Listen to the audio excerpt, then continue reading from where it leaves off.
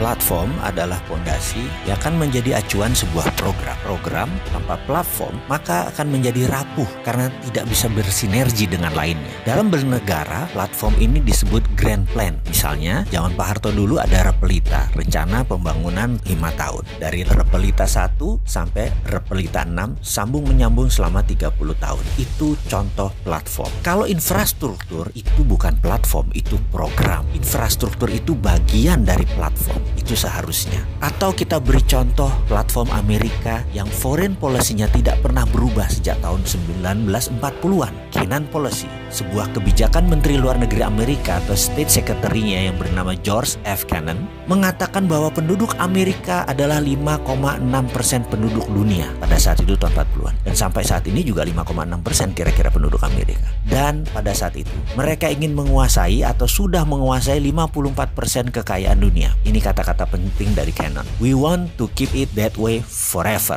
Hingga saat ini, sudah 70 tahun lebih kebijakan Amerika tersebut tidak pernah diubah. Secara perhitungan ekonomi, GDP Amerika saat ini menguasai 27%-an kekayaan dunia. Namun dari sisi swasta, kaum kapitalis Amerika, 40% kekayaan dunia dipegang mereka. Jadi kalau dijumlahkan swasta dan negaranya, GNP-nya, 54% kekayaan dunia saat ini masih dipegang Amerika. Itu adalah platform bernegara Amerika. Program infrastruktur Amerika dari 1940 sampai 1961, program satelit dan internet tahun 69 sampai 79, program manufaktur kimia, program obat-obatan farmasi, program penguasaan militer dunia, program IT, digital teknologi, program kendali pangan, dan program kendali energi adalah program-program yang Amerika jalankan untuk menunjang platform bernegara mereka. Satu, yaitu mereka ingin memegang mayoritas kekayaan dunia. World wealth 54% dikuasai dunia dan harus tetap dikuasai, dan itulah kebijakan mereka bermuara dari sana sampai saat ini. Kuncinya ada kata-kata we want to keep it that way forever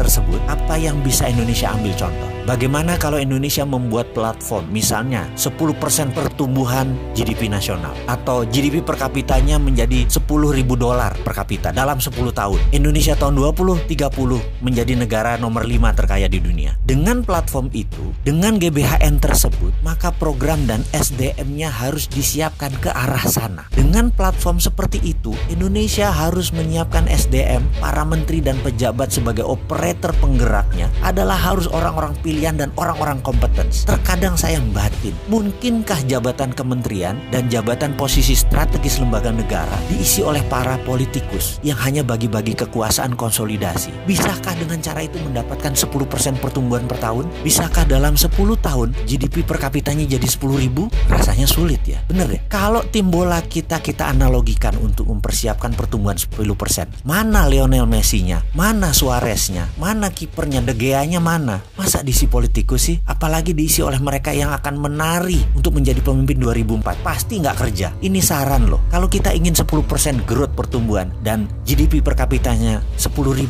ya harus ahlinya yang dipasang agar kita bisa menjadi negara berdaulat lebih cepat. Selamat berjuang manusia terbaik Indonesia. Salam NKRI garis lurus.